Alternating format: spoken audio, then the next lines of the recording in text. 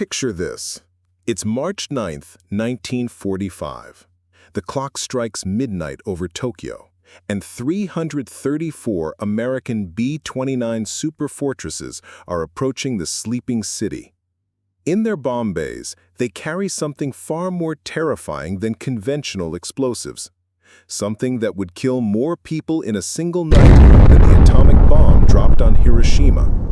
Something that would forever change the nature of warfare itself. This weapon wasn't uranium or plutonium. It was a sticky, burning gel that transformed entire cities into infernos. This is the story of napalm, the weapon that was more devastating than the atomic bomb, and the night it turned Tokyo into hell on earth. When we think about the most destructive weapons of World War II, our minds immediately jump to the atomic bombs dropped on Hiroshima and Nagasaki. But what if I told you that there was another weapon, used just months before, that killed more people in a single attack than either nuclear bomb? What if I told you that this weapon was so effective at destroying cities and breaking the will of entire populations that it would be used in every major American conflict for the next 3 decades? Today, we're diving deep into the untold story of napalm, the incendiary weapon that literally melted cities, and the devastating raid that proved conventional weapons could be just as apocalyptic as nuclear ones. Our story begins in 1942, in the laboratories of Harvard University. Dr. Louis Fieser, a brilliant chemist, was working on a top-secret project for the U.S. military. The problem was simple, but deadly. How do you create a weapon that burns everything it touches, sticks to any surface, and can't be extinguished with water? The answer would come in the form of a brown, jelly-like substance that would earn the nickname super napalm. Napalm itself is an acronym derived from 2 of its key ingredients, naphthenic acid and palmitic acid. When mixed with gasoline, these acids create a sticky, gel-like substance that burns at temperatures exceeding 1,000 degrees Celsius. But what made napalm truly terrifying wasn't just its heat, it was its persistence. Unlike regular gasoline, which burns quickly and can be extinguished, napalm sticks to everything it touches and continues burning for up to 10 minutes. Water doesn't put it out. In fact, it can actually spread the flames further. The development of napalm represented a quantum leap in incendiary warfare. Previous incendiary weapons like thermite or magnesium bombs burned hot but burned out quickly. Napalm was different. It was designed to create massive, sustained fires that would consume entire city blocks. The military implications were staggering. Here was a weapon that could turn wooden cities into massive crematoriums. And in 1942, most of Japan's urban areas were built primarily of wood and paper. Dr. Fieser's team didn't just create a new explosive, they created a new form of warfare. The psychological impact of napalm was as important as its physical destruction. The sight of buildings melting, the sound of the gel sizzling as it burned, the way it clung to human skin, these weren't just tactical considerations. They were tools of terror designed to break the will of entire populations. By 1943, napalm production was in full swing. Factories across America were churning out thousands of gallons of the deadly gel.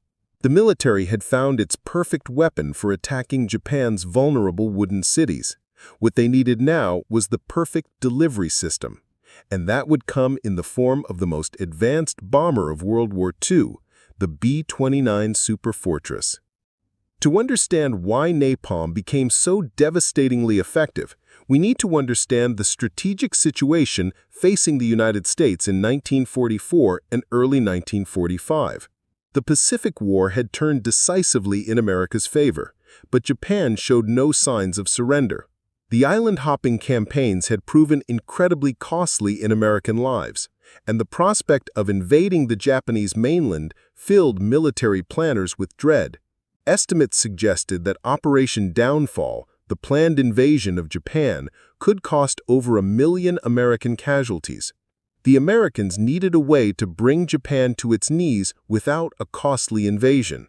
The answer seemed to lie in strategic bombing. The B-29 Superfortress, the most technologically advanced bomber of its era, could reach Japan from newly captured bases in the Marianas. But there was a problem. Precision bombing wasn't working. For months, American bombers had been conducting high-altitude daylight raids against Japanese industrial targets. The results were disappointing. Japan's war production continued, and the country's will to fight seemed unbroken. The problem wasn't just Japanese air defenses or weather conditions. It was the fundamental nature of Japanese industry. Unlike Germany, where massive factories could be targeted and destroyed, Japan's war production was distributed among thousands of small workshops scattered throughout residential areas. This realization led to a dramatic shift in American bombing strategy. If they couldn't destroy Japanese industry with precision strikes, they would destroy the cities that housed it. And the perfect weapon for this new strategy was napalm. General Curtis LeMay was another man who believed in total warfare. He understood that in modern conflict, the distinction between combatants and civilians was becoming increasingly meaningless. If Japanese civilians were making weapons in their homes, then their homes were legitimate military targets. If destroying Japanese civilian morale could end a war, then civilian morale became a legitimate military objective.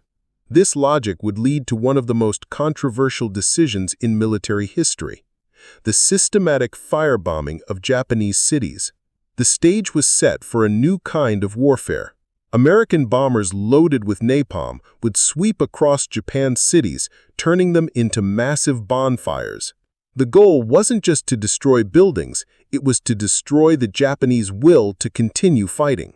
The weapon that would make this possible was already being manufactured in vast quantities, and the men who would deliver it were training for the most destructive bombing campaign in human history.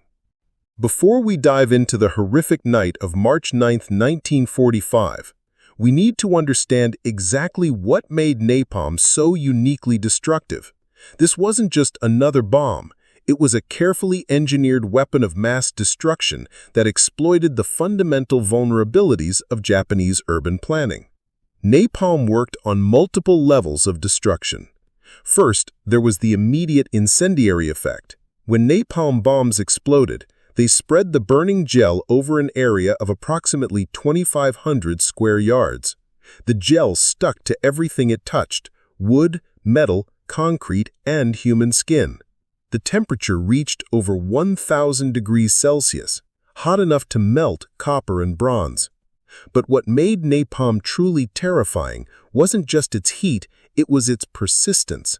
Unlike regular gasoline, which burns quickly and can be extinguished, napalm sticks to everything it touches and continues burning for up to 10 minutes. Water doesn't put it out. In fact, it can actually spread the flames further. The real genius of napalm lied in its persistence and its ability to create firestorms. Unlike conventional bombs that cause damage in a single explosive moment, napalm created fires that burned for hours. These fires consumed oxygen from the surrounding air, creating powerful updrafts that sucked in more air from the surrounding area. This created a self-sustaining cycle of destruction where the fires literally fed themselves, growing larger and hotter with each minute. In densely packed urban areas like Tokyo, this effect was magnified exponentially. The closely spaced wooden buildings created perfect conditions for fire to spread from structure to structure. The narrow streets acted like wind tunnels, channeling the superheated air and spreading flames even faster. What started as individual fires from napalm bombs quickly merged into massive conflagrations that consumed entire neighborhoods. The psychological impact of napalm was equally devastating. The sight of buildings literally melting, the sound of the gel sizzling as it burned, the way it clung to human skin. These weren't just tactical considerations, they were tools of terror designed to break the will of entire populations. But perhaps the most terrifying aspect of napalm was its effect on human beings. The gel stuck to skin and clothing, creating burns that were both deeper and more extensive than caused by conventional fires. Water didn't put it out. In fact, it can actually spread the flames further.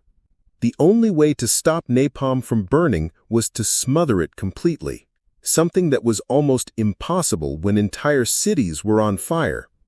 The attack that would become known as Operation Meeting House didn't happen by accident. It was the result of months of careful planning, intelligence gathering, and strategic thinking. General Curtis LeMay and his staff had studied Japanese cities in minute detail, identifying the most vulnerable areas of each target city, focusing on districts with high concentrations of wooden buildings and war-related industry. The choice of Tokyo as the primary target was both strategic and symbolic. As Japan's capital and largest city, Tokyo was home to over 3 million people and contained numerous war-related industries. But more importantly, it was built almost entirely of wood and paper. Intelligence reports indicated that over 80% of Tokyo's buildings were constructed of highly flammable materials, making it the perfect target for incendiary attack. The planning process involved detailed analysis of weather patterns, air currents, and urban layout. Meteorologists studied seasonal wind patterns to determine the optimal conditions for creating firestorms. The prevailing winds in March typically blew from the northwest, which meant that fires started in certain parts of the city would be naturally channeled toward the most densely populated areas.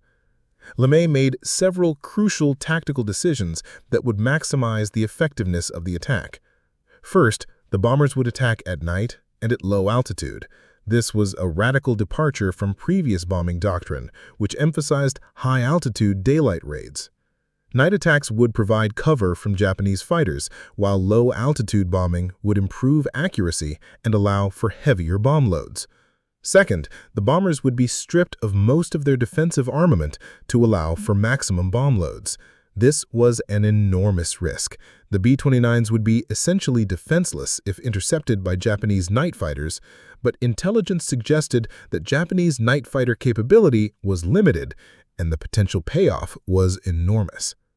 Each bomber could carry up to 10,000 pounds of napalm bombs instead of the usual 7,000 pounds. The target area was carefully selected based on intelligence about Tokyo's layout and population density. The primary target was the Shitamachi district, the traditional downtown area where over 750,000 people lived in an area of just 12 square miles. This district contained numerous small factories and workshops that were integrated into residential neighborhoods. Exactly the kind of mixed industrial residential area that napalm was designed to destroy. At 11:30 p.m. on March 9, 1945, the first wave of B-29 superfortresses crossed the Japanese coastline. The lead aircraft carried Pathfinder crews whose job was to mark the target area with napalm bombs arranged in a massive X pattern. Behind them came 334 additional bombers, each loaded with between 6 and 10 tons of napalm incendiary bombs. The Japanese were caught completely off guard. The low-altitude night attack was unlike anything they had experienced before. Most of the city's air raid sirens didn't sound until the first bombs were already falling. The few Japanese night fighters that managed to scramble found themselves facing an overwhelming force of American bombers that seemed to fill the entire sky. The first napalm bombs struck at 12:15 a.m. on March 10, 1945. Within minutes, dozens of fires had started throughout the target area. The napalm spread across rooftops, walls, and streets, creating an almost liquid fire that flowed like burning rivers through the city. The individual fires quickly began to merge, creating larger and larger conflagrations that consumed entire city blocks. By 1 a.m., the fires had created their own weather system. The intense heat generated powerful updrafts that sucked in air from the surrounding areas, creating winds of up to 60 miles per hour.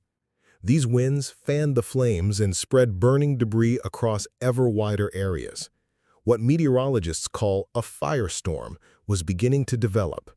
a self-sustaining cycle of fire and wind that would consume everything in its path. The human cost was staggering. Families who had been sleeping peacefully just hours before found themselves trapped in neighborhoods that had become furnaces. The narrow streets that had once provided charming walkways now became death traps, channeling superheated air and flames toward anyone trying to escape. Many people died not from burns but from suffocation, as the fires consumed all available oxygen. The bombing continued for nearly 3 hours. Wave after wave of B-29 swept over the burning city, dropping their loads of napalm onto areas that were already ablaze. The pilots reported that the fires were so intense they could see them from over 100 miles away. The smoke rose to altitudes of over 20,000 feet, creating thermals so powerful that they threw some of the heavy bombers around like toys. At 3 a.m., the last American bomber dropped its final load of napalm and turned toward home. Behind them, they left a city that no longer existed. The Shitamachi district, home to 750,000 people just hours before, was now a smoldering wasteland of ash and twisted metal. The fires would continue burning for days, consuming everything that remained. When the sun rose on March 10, 1945, Tokyo was a city transformed. Where the bustling Shitamachi district had stood just hours before, there was now a blackened wasteland stretching for miles. The fires had been so intense that they had created their own weather patterns, generating winds strong enough to uproot trees and hurl burning debris for miles. The human cost was almost incomprehensible. Conservative estimates put the death toll at 100,000 people killed in a single night, more than would die in the atomic bombing of Hiroshima. Some estimates go as high as 200,000 dead. Over 1 million people were left homeless, and 16 square miles of the city had been completely destroyed. In a single night, napalm had proven itself more destructive than any weapon in human history. The nature of the deaths was particularly horrifying. Many victims were found in family groups, huddled together in what had been their homes. The intense heat had literally melted metal and glass, while the lack of oxygen had suffocated thousands who had taken shelter in supposedly safe areas. Witnesses described finding bodies that had been reduced to ash while still maintaining their human form, a testament to the incredible temperatures generated by the napalm fires. The psychological impact on survivors was devastating. Many described feeling as though they had witnessed the end of the world.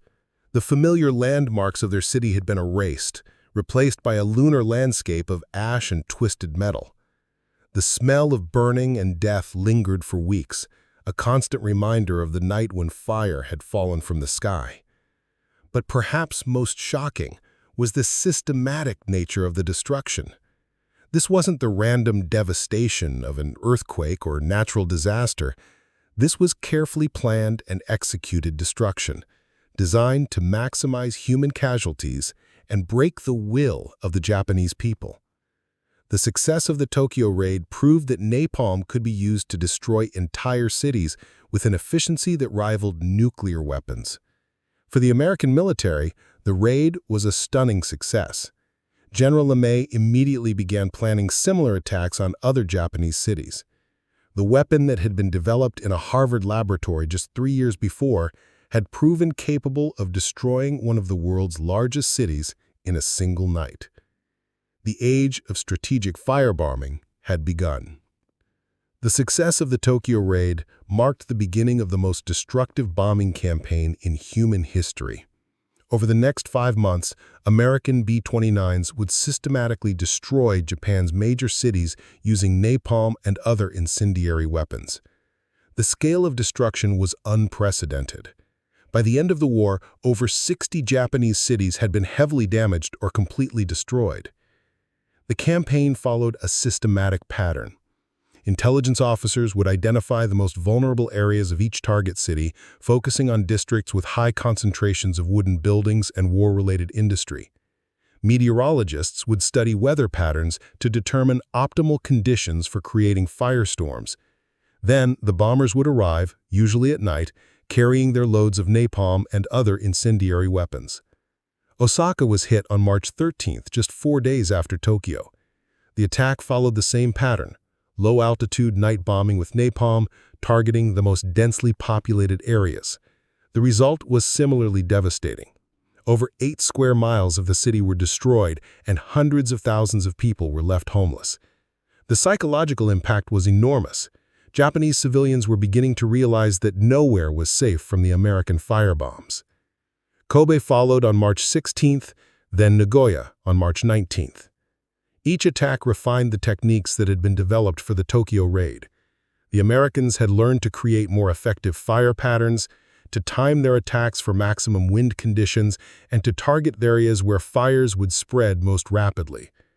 The bombing crews became grimly efficient at their task of urban destruction. The human cost of the campaign was staggering. Conservative estimates suggest that over 300,000 Japanese civilians died in the firebombing raids, with millions more left homeless. Entire city centers were reduced to ash and rubble. The economic impact was equally devastating. Japan's war production began to collapse as factories were destroyed and workers killed or displaced. But the psychological impact may have been the most significant. The Japanese people had been told that their homeland was inviolate, protected by divine winds and the courage of their soldiers. The firebombing campaign shattered this illusion. Night after night, American bombers appeared over Japanese cities, raining down liquid fire that no amount of courage could stop. The civilian population began to lose faith in their government's ability to protect them. The success of napalm in World War II represented a fundamental shift in the nature of warfare. For the first time in history, military forces had a weapon that could systematically destroy entire cities with conventional explosives. The implications were staggering, both for military strategy and for the relationship between combatants and civilians. Napalm's effectiveness lay not just in its destructive power, but in its psychological impact. The sight of buildings literally melting, the way the gel clung to surfaces and continued burning, the distinctive smell and sound of napalm fires, these created a level of terror that conventional explosives couldn't match. Military planners quickly recognized that napalm wasn't just a weapon of destruction. It was a weapon of terror designed to break the will of entire populations. The strategic implications were equally significant. Napalm had proven that conventional weapons could be as destructive as nuclear ones under the right circumstances. The Tokyo raid had killed more people than Hiroshima, using nothing more than gasoline, soap, and aluminum salts. This meant that the destructive power of nuclear weapons wasn't unique. It could be replicated with conventional weapons given the right target and tactics. The success of napalm also marked the beginning of the end for the distinction between combatants and civilians. In previous wars, there had been at least theoretical limits on the targeting of civilian populations. The strategic bombing campaigns of World War II, and napalm in particular, shattered these restrictions. If civilians were making weapons in their homes, then their homes were legitimate military targets.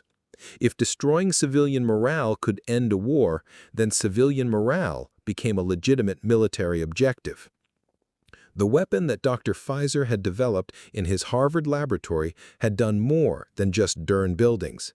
It had fundamentally changed the nature of warfare itself. The age of total war had begun, where the distinction between soldier and civilian, between battlefield and homeland, had become meaningless. Napalm had proven that modern warfare could be brought directly to the doors of ordinary citizens, and that civilian populations could be systematically targeted for destruction. The irony of napalm's success is that it was overshadowed by the atomic bombs dropped on Hiroshima and Nagasaki just months later. While these nuclear weapons certainly represented a quantum leap in destructive technology, their immediate impact was actually less than what napalm had achieved over Tokyo. The atomic bomb dropped on Hiroshima killed approximately 80,000 people immediately, while the Tokyo firebombing killed over 100,000 in a single night. But the atomic bombs captured the world's imagination in a way that napalm never did. Nuclear weapons represented something entirely new, the power to split the atom and release the fundamental forces of the universe. They seemed to represent a break with the past, a new era where humanity had gained godlike powers of destruction. Napalm, by contrast, was seen as just another conventional weapon, albeit a particularly effective one. This perception missed the crucial point about napalm's significance. While atomic weapons were certainly more destructive per unit, they were also incredibly expensive and difficult to produce. The Manhattan Project had cost over $2 billion, equivalent to nearly $30 billion today, and required the efforts of thousands of scientists and engineers. Napalm, on the other hand, could be manufactured cheaply and easily using readily available materials. Any industrial nation could produce napalm in virtually unlimited quantities. The strategic implications were profound. Nuclear weapons might be more destructive, but napalm was more practical. It could be produced in any chemical plant, loaded into any aircraft, and used against any target. The knowledge needed to create napalm was widely available, unlike the closely guarded secrets of nuclear weapons. In many ways, napalm represented a more democratic form of mass destruction, available to any nation with the will to use it. The American military certainly understood napalm's continued relevance. Even as they celebrated the atomic bomb's role in ending World War II, they continued to refine and improve napalm weapons. The Korean War would see extensive use of napalm, and the Vietnam War would make it infamous worldwide. The weapon that had burned Tokyo would continue to burn cities and jungles for decades to come. The legacy of napalm and the Tokyo firebombing remains one of the most controversial aspects of World War II. Supporters argue that the bombing campaign, including the use of napalm, was necessary to end the war without a costly invasion of Japan. They point out that Operation Downfall, the planned invasion of the Japanese mainland, could have cost over 1 million American lives and even more Japanese casualties. From this perspective, the firebombing campaign was actually a more humane alternative to invasion. Critics argue that the systematic targeting of civilian populations represented a war crime of unprecedented scale. They point out that the majority of those killed in the Tokyo raid were women, children, and elderly people who had no direct connection to Japan's war effort. The use of napalm, they argue, was designed not just to destroy military targets, but to terrorize the civilian population into surrender. The debate over napalm's use reflects broader questions about the nature of modern warfare and the relationship between ends and means. Is it acceptable to target civilian populations if doing so might end a war more quickly? Are there limits to the weapons that can be used, even in total war? These questions became even more relevant as napalm continued to be used in subsequent conflicts. The Korean War saw extensive use of napalm, often against targets that were clearly civilian. The Vietnam War made it infamous worldwide, particularly after the publication of the photograph showing a young girl running from a napalm attack. The weapon that had been developed to destroy Japanese cities had become a symbol of American military power and, to many, American brutality. The controversy surrounding napalm's use reflects increasing restrictions on its use. The United Nations Convention on Prohibitions or Restrictions on the Use of Certain Conventional Weapons, adopted in 1980, placed significant restrictions on the use of incendiary weapons like napalm. The United States initially refused to sign the protocol, but eventually agreed to restrictions on napalm's use in 2009.